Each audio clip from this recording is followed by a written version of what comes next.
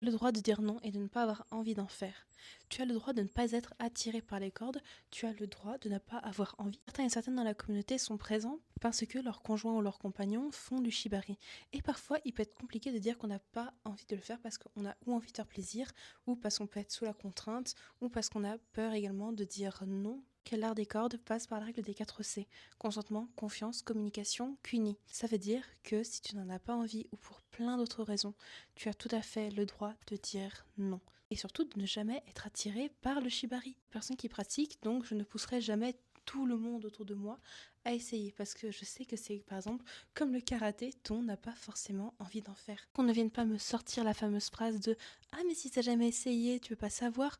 J'ai pas besoin de lécher un trottoir pour savoir que je n'aime pas ça. N'inquiétez pas, le shibari est quand même plus agréable que lécher des trottoirs. C'est toujours sympa de pouvoir communiquer avec ton ou ta compagne et de pouvoir l'accompagner dans ses passions ou autre chose. Mais sache qu'à aucun moment tu ne dois te forcer pour en faire partie.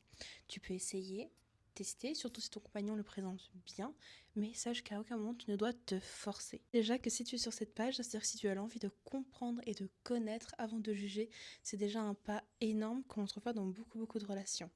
Donc déjà, fais selon ton possible, selon tes envies, et si tu peux accompagner ton partenaire ou ta partenaire dedans, très bien, mais ne fais jamais contre ta volonté.